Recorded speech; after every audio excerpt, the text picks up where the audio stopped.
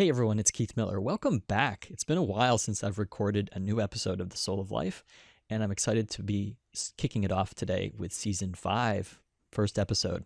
I'm talking to a woman named Maria Hernandez, and Maria is important to me because she was one of the participants in the ketamine-assisted therapy programs that I offer for therapists to come and have an experience and work through some of their own personal issues that they're experiencing, but with the added benefit of using ketamine. I started a ketamine clinic called Calliope Health about a year ago, and that was on the heels of my own personal experience prior to that, a couple years prior to that, going through a depression that was more than I could handle and something I needed, especially because of our work as professionals in the healing professions. It was not disabling in the sense that I couldn't function my normal life, but to be at the high level of attunement to others and care and being able to give compassion to others, I couldn't afford to be disabled emotionally and still continue doing the work that was critical for my livelihood. So I researched the hell out of ketamine for someone who comes out of a religious background, kind of a dare to keep the kids off drugs, 80s kid, war on drugs, all drugs are bad, sort of was imprinted in my head. Never smoked a cigarette, and here I am considering using ketamine as a treatment for my depression. Fast forward, after those treatments, I had pretty major breakthroughs in some parts of my life that were really stuck, and you'll hear me talk about my marriage in this episode with Maria, and started the clinic. So the reason I'm talking to Maria is because she also had very profound experiences with loss in her life and found healing through her ketamine experiences. Maria lost her son, Andrew, to suicide a few years ago. I was a little worried the impact of how she experienced the loss of her son. I want to bring to light and really use the show to bring people in who've had personal experiences and help illustrate, because it's really hard to understand if you've not gone through it, and even if you've gone through psychedelic experiences in therapy, how to make sense and how to integrate them. We really need resources. We need to hear each other processing and then reflecting back and be challenged and held accountable to how are we using this tool, this medicine. So that's at our clinic, we're committed to integration as being an essential part of ketamine treatment. So I hope you enjoy and get a lot from what Maria shared in this very vulnerable, intimate kind of view of how her experience was with ketamine. Thanks for listening. There was no definition of the mind that anybody had. I'm Keith Miller. That's really weird. Can we swear on this? Something you hear at a swing party. That sounds fun. We don't treat trauma. We treat the imprint of traumatic experience. I stood on top of the Olympic podium, very incomplete, not happy, and never ever thinking that I was good enough. Donald watched his older brother be destroyed that way, so he had to exile all of those sensitive parts of him. Free soloing is climbing without ropes. Alex was born for climbing. Cannabis use disorder is real. There's no question about it. The broccoli growers of America are livid every time they listen to this part of your podcast. What happens before sex? What happens during sex? What happens after sex? Compassion is contagious. We gotta have cake. Oh my God, I told him I'm bisexual and that's where I gotta be. He's incredibly successful by just talking shit about people's fried rice. This is the Soul of Life. We can sort of illustrate for people what this is like, what it's not like, who is it for, who is it not for, why you ended up doing this in our program, why you did the ketamine retreat with us. A little bit of backstory. I started traveling a lot. We're driving cross country and I'm on an IFS kick, internal family systems. I hear one of Dick's interviews where he mentions this guy, Keith Miller, in Maryland or somewhere on the East Coast, and how great you are and how, you are doing these ketamine retreats. And I think he said specifically for professionals, and how the ketamine journey can often be very similar to,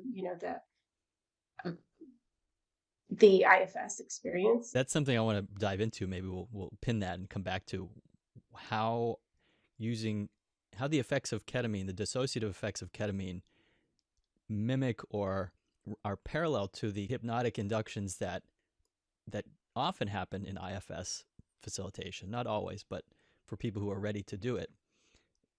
Let's come back to that. So I'm listening to him, and he's like, he's got these retreats, and it's for professionals, and it's IFS based. So of course I'm on this IFS. I'm soaking it all in, and I'm about to start I was in the middle of my training with Stepping Stones, which is the IFS organization in Canada. Yeah. So you dove in, and you had a good experience. So I want to hear a little bit about that. But just to give our listeners a sense of what we do offer in this retreat for professionals, it is a unique thing. We have had people come from across the country, and after a few months of offering this, I started wondering why, because people would say, "Aren't there? I wonder where else I could do this." And there's ketamine clinics in every city, right? And so, but what there is not is people who have an IFS focus, which I do. I've been doing IFS for 15 years. And also the training uniquely for professionals in a one-day experience. Many of the experiences are 2 or 3 days. You might get more than one dose. So it's a little bit more lightweight one day. You get the experience of the medicine, and then in the morning, and then we have about 3 or 4 hours to process as a group, which is incredibly powerful. I think you'll speak to that a little bit. The effect of doing a ketamine experience or any psychedelic experience in a group and getting to listen to the different angles people had, the different material that came up for them, and then just have that openness and acceptance that everybody has for each other when they're in those states. It's a really loving and lovely environment. Whenever you mention, I don't know if you get this response, but whenever you mention ketamine or psychedelic assisted to anybody, but I was surprised even with therapists, I got a little bit of like, oh. There's still a bit of pushback and some stigma and skepticism, which I want to just go out and say is healthy, and I welcome. I'm always a bit dubious of someone who says, there's no drawbacks, no side effects, no problems with a medicine. And psychedelics are so powerful that they have so much we're learning, but there's so much we don't know also. So I think it's just helpful to say, well, there's a lot we don't know. We need to know more, but we know enough to say it is safe when done under the care of a therapist or in concert with therapy in psychiatry. Yeah, absolutely. And actually, the reason it had come up, I had a client in particular at that time that he had tried therapy. He had kind of chronic lifelong depression. And to be honest, I felt very overwhelmed and unable to meet his needs. And even his psychiatrist and myself, we were recommending inpatient treatment, outpatient, intensive, all of it. He just was no. And really, I started searching EMDR, alternative modalities, as a way to, help clients like him train myself, learn, even refer him over, whatever it is. But anyways, I brought it up. I think I mentioned it to my group, my peer consultation group, and we ended up talking a little bit about it. And then one of my colleagues sent us an article, or it might have been a video, of a doctor who had just moved from the East Coast, I think. Dr. Remy Droist, I think is his last name, who had just opened up a ketamine clinic in Santa Barbara. And she just sort of shared her own personal experiences, not hers, but someone she knew that had gone to the clinic, and she was astounded. We were astounded. I reached out to Dr. Remy. We had a good hour-long conversation he shared a lot of information, asked him a lot of questions. How does it work? What does it cost? And to me as a therapist at that point, I did mention it to a couple of my clients, but I still had no idea like what actually happens, right? What actually happens? It's kind of like scary even for me as a therapist, not knowing. So when I heard Dick mention you and particularly, I will say that if you had not been IFS focused, I don't know if I would have, done this retreat with you, but just solely for the ketamine. But I gotta tell you, I'm so glad I did. I'm so glad you did too. Thank you for saying that. And I want to, maybe I can speak to the IFS overlap a little bit, and why I think people like Dick and others in the IFS community have embraced ketamine specifically. But that's the one medicine that I've heard him, psychedelic medicine, that I've heard him speak about most. Because there's a sense of, so ketamine's a dissociative anesthetic. It's technically not a psychedelic medicine, even though one of the side effects is hallucinations. So for all intents and purposes, it's a psychedelic. You have a trip, you have an altered state of consciousness, you have less access to your prefrontal cortex, quite a bit or none. And so you have sensory perceptual experiences that are altered, especially sound particularly becomes very interesting and very different. For example, I remember when I did my first ketamine infusion, the music, which is very important to help evoke some emotions and to help also with your sense of kind of feeling like everything's okay. The music I had the sense that it was coming out of my ears, that I was like producing it from my ears and broadcasting it out of my ears. So that was interesting.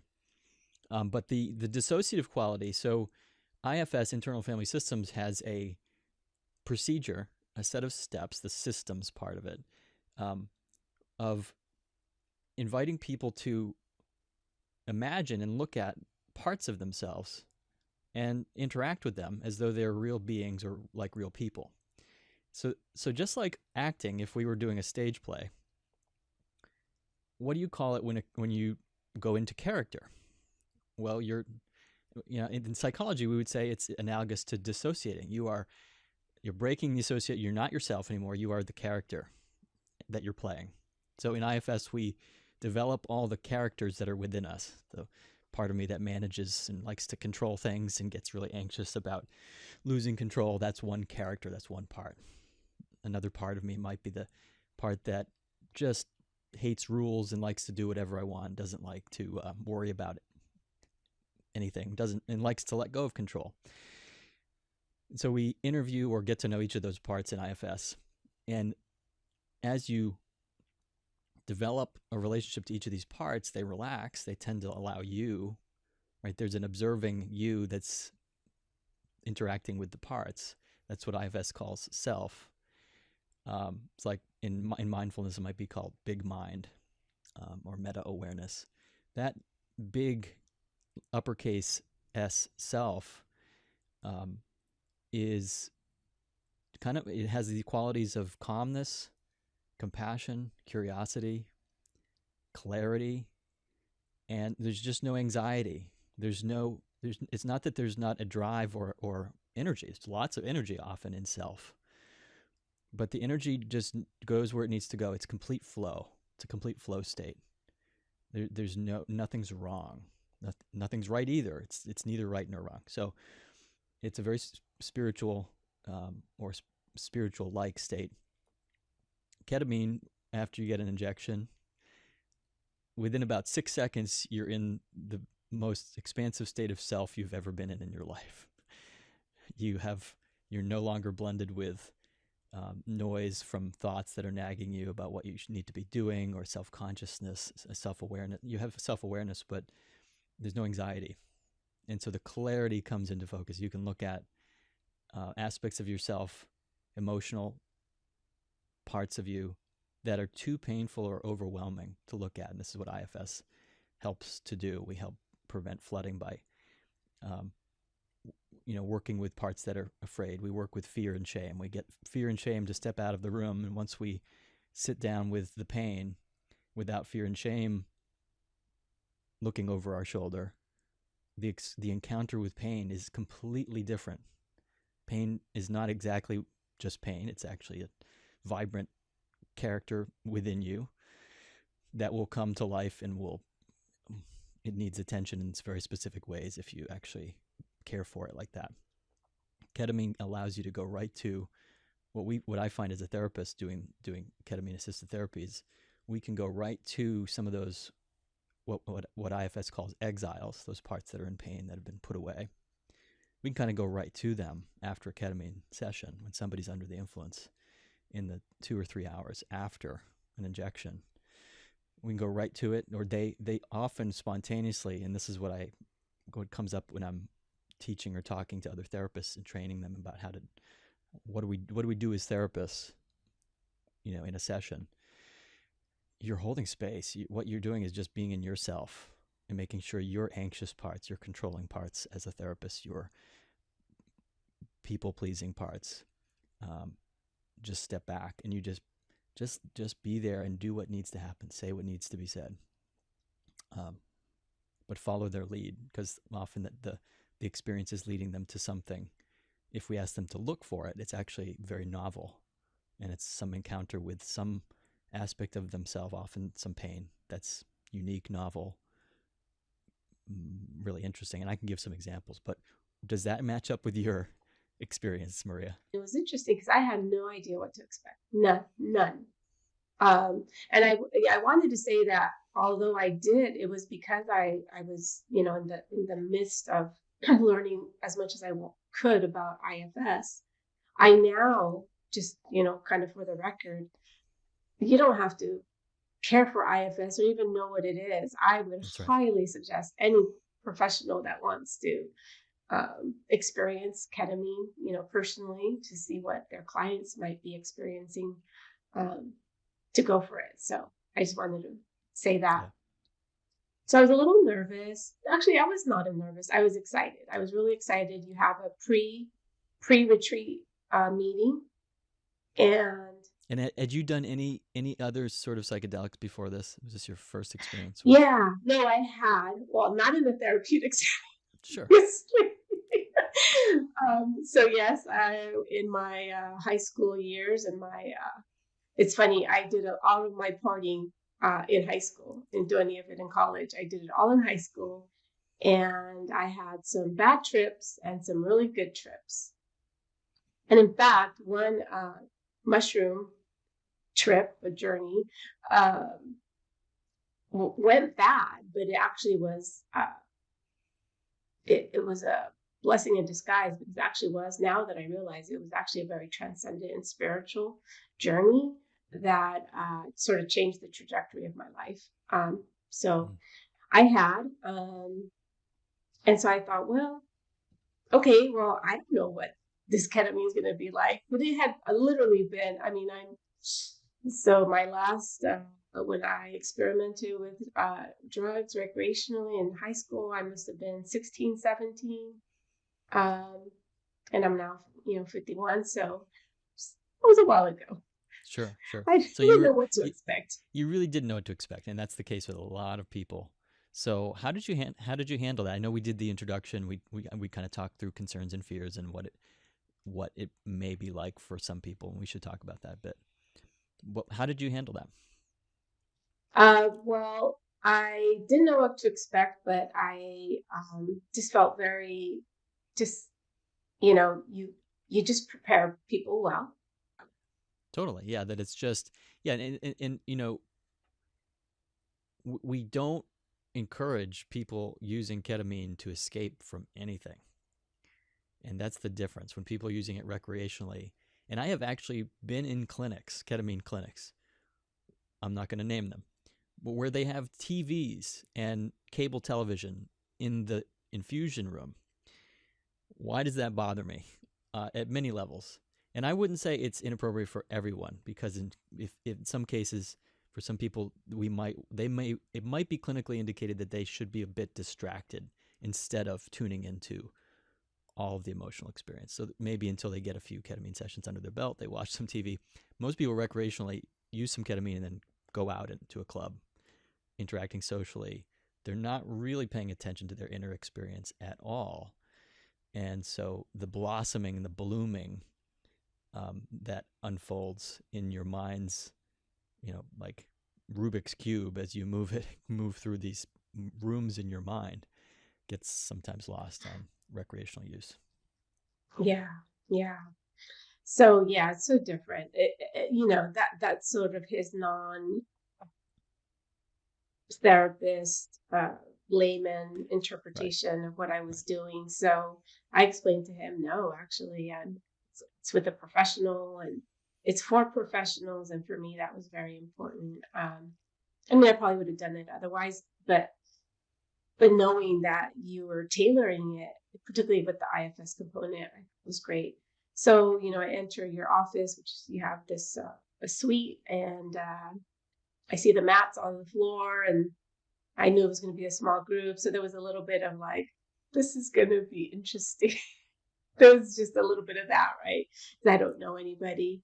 But right, there's a little social anxiety, right? Because it's a group. A little bit, know. Yes. Yeah. Yeah, a little bit. I fortunately for me,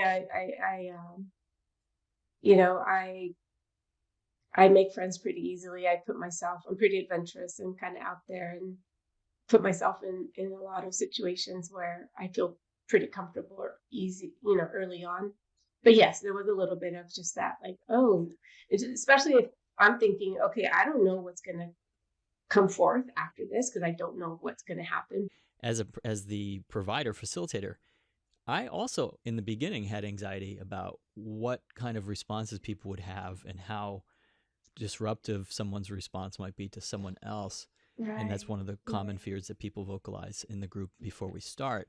What if I do something that's embarrassing? What if I make noises? And we just try to normalize that and say, well, everyone's probably going to make some noises, and you probably won't remember it, but there's some people might be crying. You might hear them. But every time we've done this group, I'm always amazed at how homogenous the experiences more or less become. There are really vastly different experiences. Some people kind of feel like nothing really happened. Some people have a very deep experience. I was very comfortable. You made us feel very comfortable in preparation, and you did a meditation, I think, or several. There was a lot that you did to help everyone, including myself, feel comfortable. You answered my questions. I think my concern is, because I have a small bladder, my concern is like, what if I have to pee? Yeah. Then you get up and pee. I mean, it will help you to the bathroom. Yeah. Absolutely. And also the other feeling, I think, that maybe people to sort of help them prepare for, is that your whole body shuts down. Like, I literally felt like I couldn't swallow, like my jaw just. And so that was, well, and I think, yeah, that's the subjective experience, and that's an important point to make here, that your body actually, the reason ketamine is a World Health Organization essential medicine, and in ambulances and hospitals everywhere, and used on infants and fragile elderly patients, is because it actually stimulates the cardiovascular system and the respiratory system. So it stabilizes and stimulates the core life functions while it sedates you, and you have no sense of, you have the sense that you can't control your body, but your autonomic system is actually stimulated and intact. It's a little bit stimulated, but your sense of it is, it's gone. You don't have a sense of it anymore. This is like, I'm talking like 2 seconds maybe, right? And it was just like, I can't move. I'm just completely, and then you just go off into the journey. And it's literally a few seconds. So it's not uncomfortable. As you pass over that edge of like, okay, I don't have a body anymore, there's a little bit of an anxiety going over that first roller coaster dip. Like, we were told this might happen and probably will happen. Here it goes. You go over it, and then it's like a mental imaginative trip, would you say? Absolutely. So my first journey is the one that stands out the most. So I've done it 3 times. I've done ketamine 3 times. And the first one is the one that stands out the most. And so it was very sci-fi. Perception. I'm just traveling through these, like, I call them portals, but 3 months ago I didn't perceive them as portals. But I'm just kind of like traveling through these tunnels in sort of like like a train, but I know it's not a train because it's very sci-fi, futuristic. And it's a very solitary journey for me, very solitary, and no colors. For me, it was very like a dark, black, gray. There's a little bit of color, but not like there was no reds or greens or yellows or anything like that. And the image that stands out the most is I'm flying around in a space mobile. I know it's a space mobile, and I know it's me. Of course. And it's this like, it's like a building, but it looks more sort of like pyramid-y. I don't know. It looks like a pyramid, but it's a building. So and I'm on the outside, and I'm flying around it, and also have the perception that Earth and the world is there, and I'm there, but I'm here, right? I'm out, and I know that I'm here. Yes, mm-hmm. The outside. What do they call that? The perspective of being aware, of being part of Earth and that life, and then also the knowing that that's just that. Not a game, but that's just life, and this is me, and this is where I am now. This is it. And I remember having that thought, oh, wow. Do they know? Do they know what I now know? It's so, and so.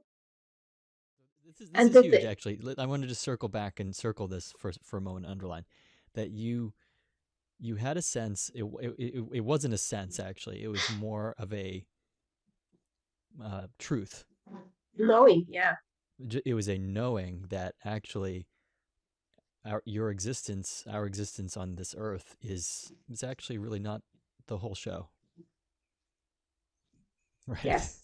So that's yes, huge. It was like my head's tingling, of course, as I recount that. Because of the depth of some of the losses I've experienced recently, my marriage being the biggest, which ketamine actually helped provide. You mentioned a kind of a higher level. You achieved a higher level of knowing, and so I haven't said this publicly before, but so I'm married 23 years, and I'm a marriage therapist, and for 20 of those 23 years, I've been a marriage therapist, helping other people hang on to their marriages, and without really acknowledging it, looking down my nose at people who got divorces.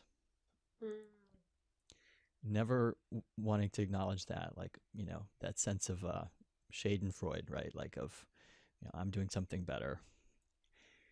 And then something in my system was saying, no, actually, something's not right. And you're ignoring it. And my body became, I lost the contents of my mind. And what I mean by that is, like, my mental function, some people describe depression as like, you can't get out of bed and you just don't want to do anything. That was always, for me, a side effect, the very last thing that would happen in the chain. The very beginning of the chain is I wake up and it's like the contents of your purse. You've got everything you need in there.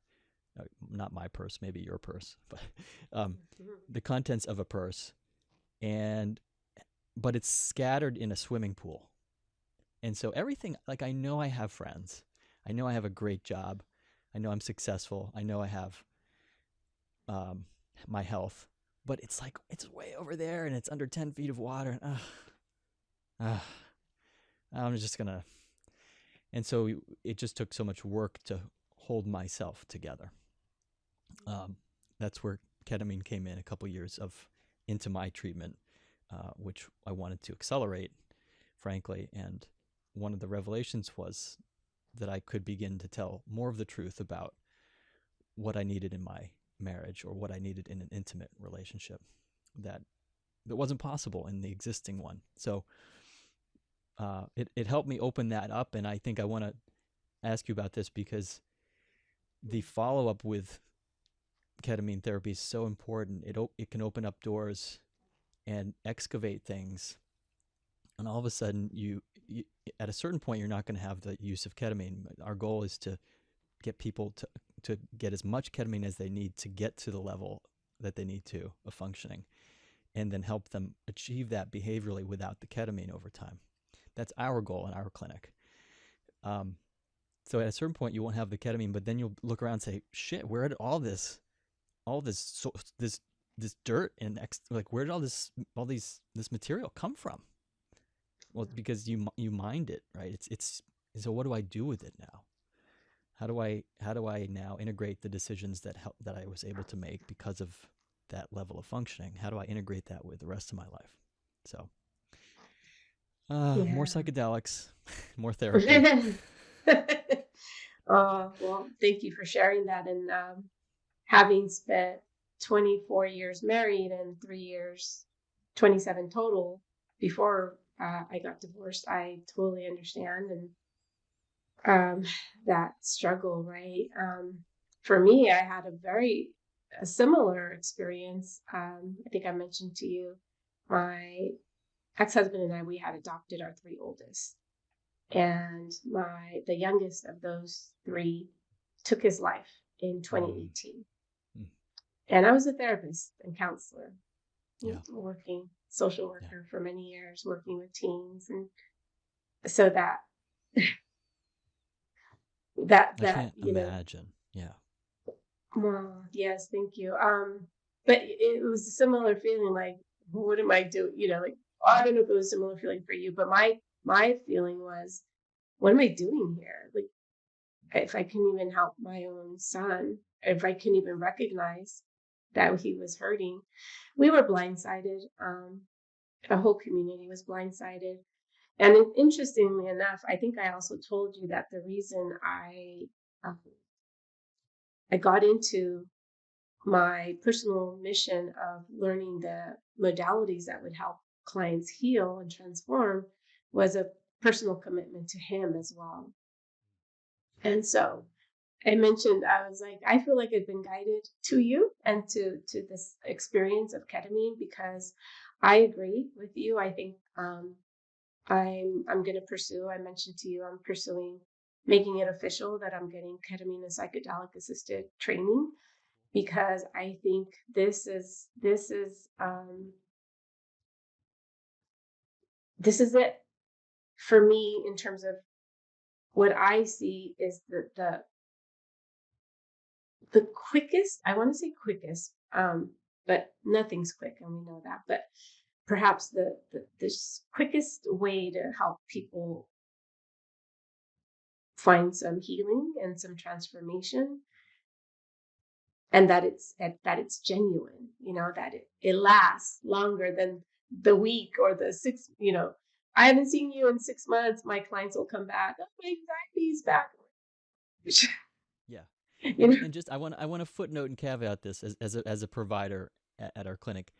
For some people have those results, and it's not out of 10 people everyone that has the long lasting sort of hallmark effect.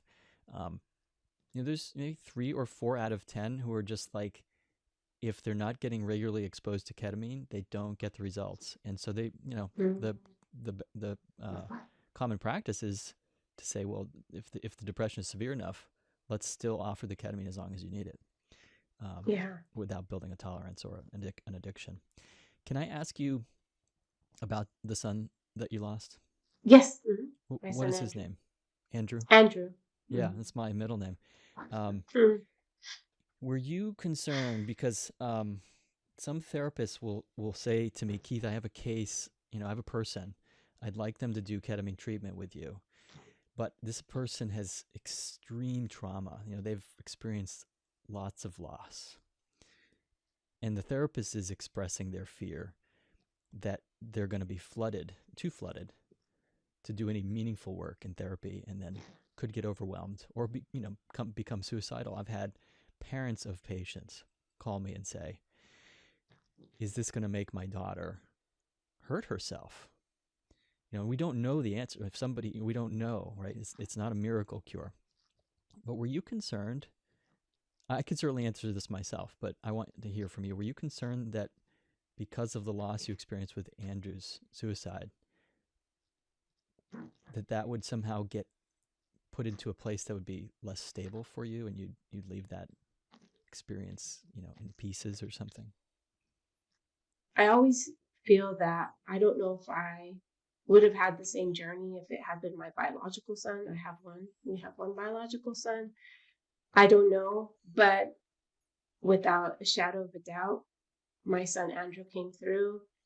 And in fact, he said, you have to do this. We started a nonprofit in his honor. The first 4 years, hundreds of his peers would come out, and our dedication had always been to sharing about what had happened and being open about it as a way to help others. One of my visions is to have all therapists, from the time we get our license, from the time we're working with people, that we have these modalities under our belt, whether the schools are providing them or whether, I don't know, through the nonprofits, some nonprofits finding a grant to help therapists, new therapists, learn these modalities, because they're so expensive and you literally have to have pretty good financial resources to actually take them. But I could see how some people might be concerned that they'd get overwhelmed by things they haven't looked at, maybe, trauma or so. I don't know if that actually comes up imagine it comes up for clients, but I don't know if it's come up with the professionals that you work with. For some, it has. The more you do ketamine therapy, the more you experience and are exposed to ketamine as a patient, the more themes you're often able to pull out of your system of parts within you. I've had two of our earliest patients actually had encounters in the first ketamine session. They said, they told us there's some abuse in childhood, and they had an encounter with different accounts, but the person had an encounter with the abuser, and it wasn't filled with fear and terror and shame and loathing or hatred. It was just a pure encounter as one being to another, and nothing was papered over, nothing was forgotten. It wasn't erasing any of what happened, but there was no need to see that person through hatred and fear anymore. In the first ketamine session, wow. They couldn't believe it. I know.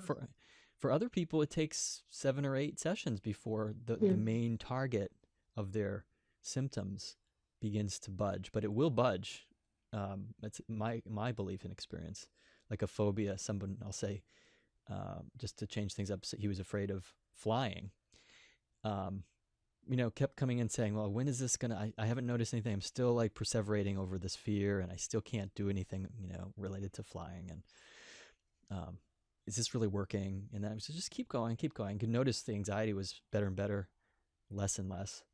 And then eventually he started to get interested in like doing the things that would lead to getting on a plane. Like he started to get interested in booking travel. That would have been terrifying. He started to get interested in like going to an airport. And then all of a sudden he's like, okay, I'm going to go with someone. And then he's going, no problem. So that was 12 weeks. Phobias like that can take years to overcome. Absolutely. Let's just say my son had said, hey, Mom, having a hard time. I want to see a therapist, which he didn't. He gave us no warning that he was struggling so much inside. And of course, my kids have been in therapy, and I had signed them up for therapy. I would be sure. And let's say that therapist, after 2 months of working with my son, 5 years ago would have said to me, or to him, hey, there's this ketamine treatment, and it's a psychedelic, or it's a psychedelic type medicine, and I really think you should do it. I often wonder if I would have been like, yeah, crazy therapist, moving on.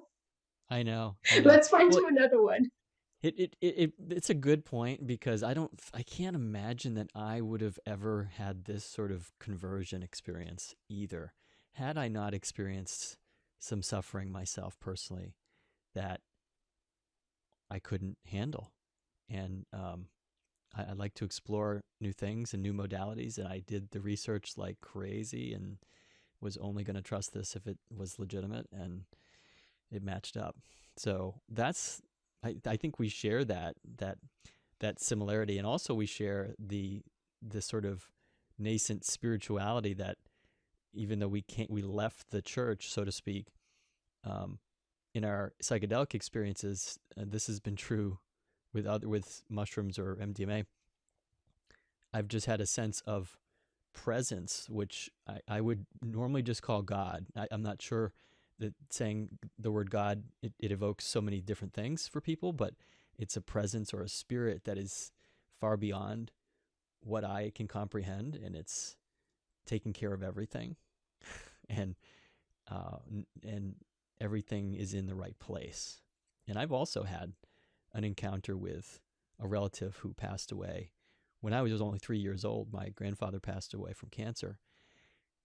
And after the ketamine treatment, one day I was meditating out on the deck, and wow, I fell asleep for a few moments. And in the dream, it was so vivid.